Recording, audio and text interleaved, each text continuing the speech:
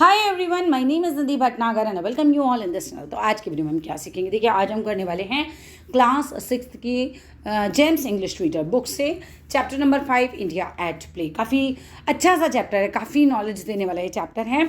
All credit goes to writer as well as the publisher. तो बाकी के 4 chapter मैंने ऑलरेडी अपलोड कर दिए हैं, देखना हो तो ज़रूर देख लीजिएगा। तो चलिए शुरू करते हैं अपना chapter. When we think of sports games like cricket, football and tennis come to mind. जब भी हम सोचते हैं स्पोर्ट्स गेम्स के बारे में, तुम्हारे दिमाग में कौन कौन से गेम्स आते हैं? क्रिकेट आता है, हमारे दिमाग में फुटबॉल आता है, हमारे दिमाग में टेनिस आता है। ठीक है, we rarely think of games such as kabaddi, gilli danda and कित। तो हमारे दिमाग में ना कबड्डी, गिल्ली डंडा, कित ऐसे गेम्स तो आते ही नहीं हैं।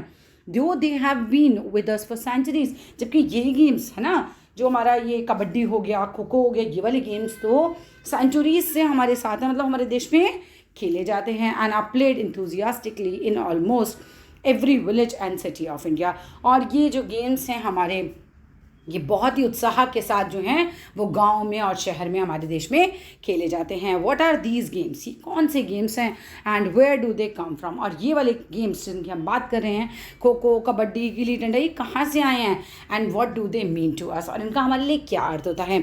सो लेट अस रीड ऑन। चलो इनके बारे में पढ़ते हैं।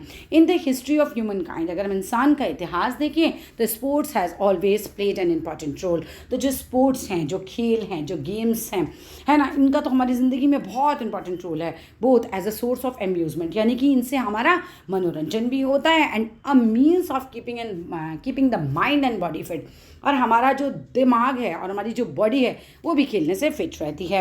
इन एंशियंट टाइम, अगर हम प्राचीन समय की बात करें, as with many ancient civilization, बहुत सारी सिविलाइजेशंस में अगर देखें तो it was not enough to gain knowledge. तो क्या कहा गया एंशियंट सिविलाइजेशन में बेसिकली गेम्स के बारे में कि भाई केवल नॉलेज जो है इकट्ठा करना इनफ नहीं है जीवन में। The health and fitness of one's body was equally important. तो इंसान की जो हेल्थ है, उसका जो फिटनेस है, वो भी बहुत ज़्यादा इंपॉर्टेंट होता है। लॉन्ग बिफोर इंडिया ने बहुत पहले he had embraced cricket and football. तो क्रिकेट और फुटबॉल को गले लगाया, बेसिकली उनका स्वागत किया, अपने देश में खेलना शुरू किया लोगों ने। Games such as kite flying, kabaddi and kho kho to name, और कैसे कैसे गेम्स जैसे कि kabaddi, kite flying, kho kho, to name a few, were played both by kings and commoners. और कुछ नाम तो ऐसे हैं जैसे कि जिन्हें राजा भी खेला करते थे और कॉमन पीपल भी खेला करते थे। These games do not boast of having sports stars like Sachin Tendulkar और MC मैरी कॉम। अब इतने बड़े बड़े प्लेयर्स तो हाँ डेफिनेटली इन गेम्स ने नहीं पैदा किए, जैसे सचिन तेंदुलकर या MC मैरी कॉम जैसे कुछ विख्यात प्लेयर्स आए हों इन गेम्स में, बट इनकी अपनी एक इम्पॉर्टेंस है ना। They are immensely popular even today. लेकिन फिर भी हम कह सकते हैं कि काफ़ी ज़्यादा जो हैं ये पॉपुलर हैं आज भी। The earliest forms of some of these games, कुछ बिल्कुल स्टार्टिंग वाली फॉर्म्स इन गेम्स की, मतलब जब ये खेले गए थे, स्टार्ट किए गए थे, तो बिल्कुल एज इट इज़ नहीं थे जैसे कि आज। थोड़ा बहुत तो चेंज हुआ है, ये समय के साथ परिवर्तन हुआ है। तो earliest forms of such some of these games existed even before the Mahabharata was written. Mahabharata लिखने से पहले कह सकते हैं कि कुछ गेम्स ऐसे हैं जो महाभारत लिखी भी नहीं गई थी उसके पहले जिस तरह से खेले जाते थे, आज बदलाव के साथ खेले जा रहे हैं। जैसे कि महाभारत में आप देखो शतरंज का वो गेम खेला करते, नहीं शतरंज नहीं खेलते थे, वो लूडो है ना, वो खेला करते थे। तो उसके बारे में बता रहे हैं। चलिए आगे आते हैं। अब पहले गेम के बारे में बताएंगे। Kho kho is one such example. Kho kho जो है इसमें एक एग्जाम्पल है। Game of great agility. Kho kho होता है बहुत एकदम, आपको एकदम से भागना होता है, एकदम चपलता का गेम जिसे हम कह सकते हैं ना, एकदम एक्टिव होने का गेम है। एंड अलर्टनेस, आपको एकदम अलर्ट रहना पड़ता है। खो के गेम में क्या होता है, बच्चे कुछ बैठे होते हैं घुटने के बल, और एक बच्चा खड़ा होकर उनका राउंड ले रहा होता है। और क्या होता है, जैसे ही कोई पीछे से, जैसे जो खड़ा हुआ बच्चा है वो जैसे ही बैठे हुए बच्चे को बोलेगा खो, बच्चा जो है वो खड़ा होगा और जो खड़ा हुआ है उसको पकड़ने की कोशिश करेगा, दूसरी टीम का जो बनता होगा उसको। और अगर उससे नहीं पकड़ा जा रहा है तो वो देखेगा कि इस वाले बच्चे के सामने आ रहा है ये बच्चा, तो वो उस बैठे हुए प्लेयर को कहेगा खो, और वो प्लेयर खड़ा होकर उसको पकड़ने की कोशिश करेगा। कुछ इस तरीके से गेम खेला जाता है। इट वॉज प्लेड ऑन रथ्स एंड चैरिट्स। और पहले एंशियंट टाइम में, आज तो ऐसे खेला जाता है जैसे मैंने आपको बताया, पहले एंशियंट टाइम में इसे रथ या चैरिट्स वगैरह पे खेला जाता था। एंड वॉज नोन एज रथेरास, और इसी वजह से इस गेम को रथेरास कहा जाता था। इन इट्स मॉडर्न वर्जन, अब इसका मॉडर्न वर्जन आया, a chaser from one team. Chaser मतलब पीछा करने वाला। वन टीम का tries to touch the opponent, दूसरी वाली टीम के व्यक्ति को पकड़ने की कोशिश करता है, फ्रॉम दी अदर टीम। ठीक है, जो ओपोनेंट होता है दूसरी टीम का, उसको पकड़ने की कोशिश करता है टू गेट देम आउट। इससे वो अगर पकड़ लेगा तो आउट हो जाएगा सामने वाला बंदा।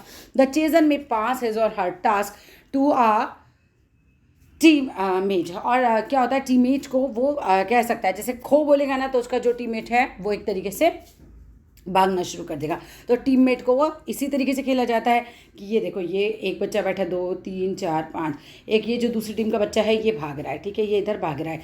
अब इस वाले ने देखा इधर ओपोनेंट टीम का बच्चा है, इसने इसको बोला खो, तो इसको फटाक से पकड़ लेगा। तो इस तरह से कुछ ये गेम खेला जाता है। द चीजर में pass his or her task to teammate sitting on the central line made on a rectangular field. एक चौकोर मैदान में खेला जाता है, बीच में ये बैठ जाते हैं सारे के सारे सेंट्रल लाइन में, ना कि एक तरीके से by touching the teammate back and shouting kho, ठीक है, जैसे मैंने अभी आपको बताया। The team that takes the shortest time, जो टीम सबसे कम समय लेती है टू डिसमिस इट्स राइवल्स, अपने राइवल्स को डिसमिस करने के लिए, आउट करने के लिए, वो जीत जाती है। Another game of touching and dismissing opponents is kabaddi. और दूसरा होता है छूने वाला और डिसमिस करने वाला ओपोनेंट टीम को, वो होता है कबड्डी। इट इज सेड, ऐसा कहा जाता है, टू हैव ओरिजिनेटेड, की ओरिजिनेट हुआ था कबड्डी फ्रॉम महाभारत, महाभारत के समय में। एंशिएंट ऑफ अभिमन्यु, उस समय की बात है, इंसिडेंट ऑफ अभिमन्यु से, जब अभिमन्यु फंस गया था, गेटिंग ट्रैप्ड हो गया था, यानी कि फंस गया था इन चक्रव्यूह, जो कि क्रिएट किया गया था बाय हिज एनिमीज। या अगर आपने देखी हो महाभारत तो अभिमन्यु जो था वो अर्जुन का बेटा था और उसको दुश्मनों ने क्या किया था, चक्रव्यूह में फंसा दिया था, वो बाहर निकल नहीं पाया था, इस वजह से वो मर भी गया था।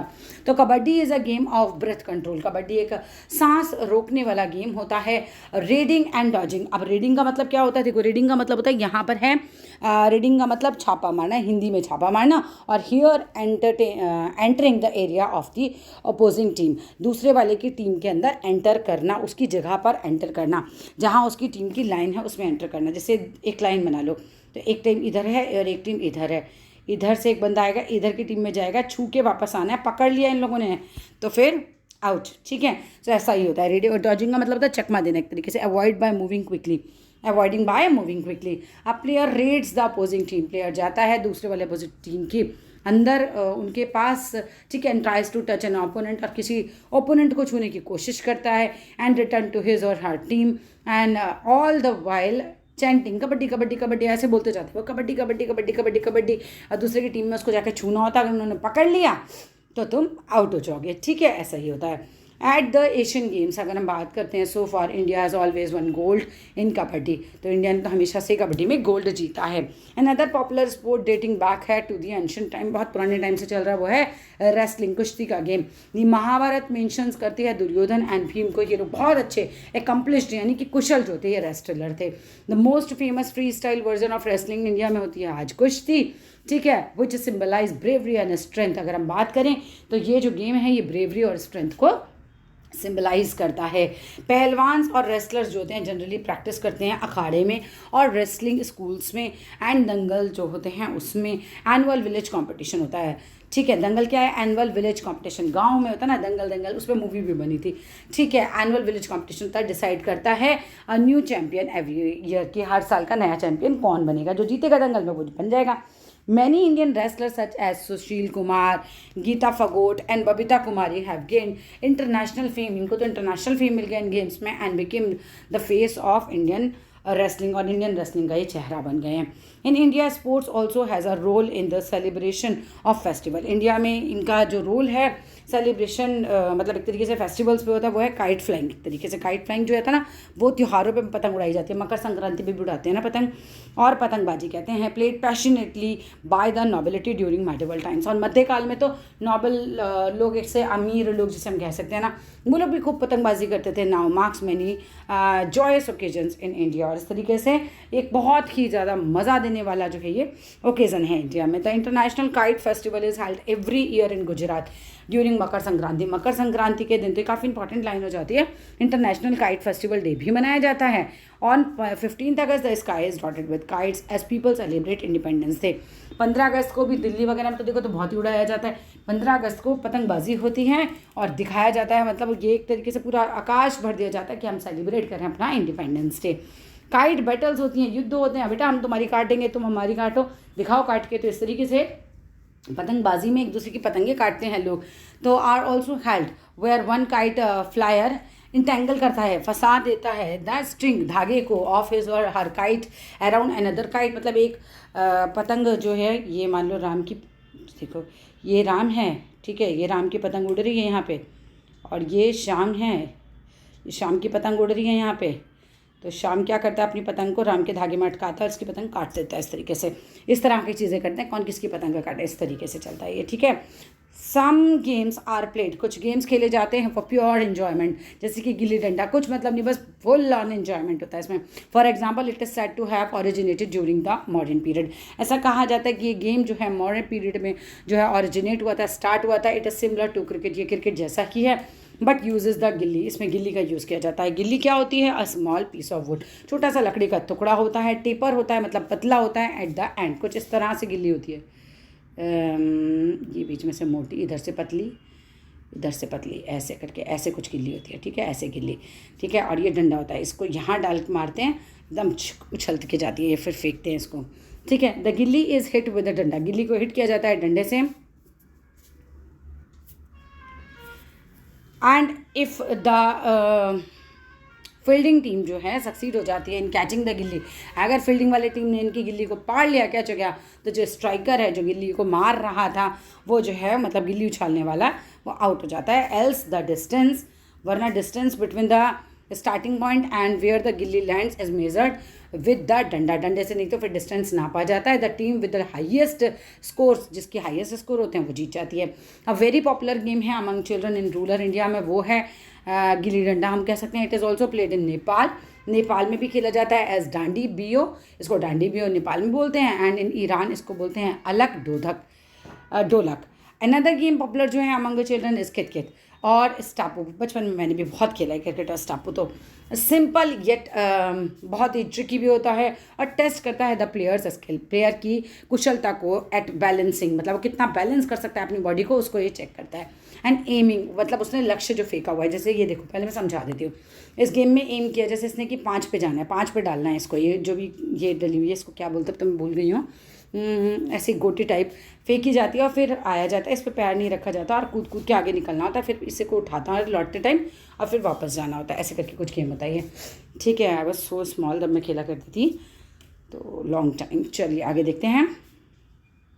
अ player has to toss a stone, हाँ जी, अ नंबर, ये तो ग्रिड बन गई ना, नंबर ग्रिड ड्रॉ की जाती है, इसमें बैलेंस किया जाता है। एम करना समझ में आ गया ना, 1 पे 2 पे 3 पे, किस पे एम किया आपने, तो the number grid is drawn on the ground, number grid जो है वो ड्रॉ की जाती है ग्राउंड पे। A player has to toss a stone, player को स्टोन को जो टॉस करना होता है, और मार्कर मतलब एक तरीके से आप लिख देते हो on a number square and hop करके जाते हो उछल उछल के on one leg from one end to the grid to the other end back again, वापस आना होता है विदाउट लूजिंग बैलेंस, अपना बैलेंस लूज किए बिना अगर आपकी लाइन पे पैर पड़ गया तो आप आउट हो जाओगे।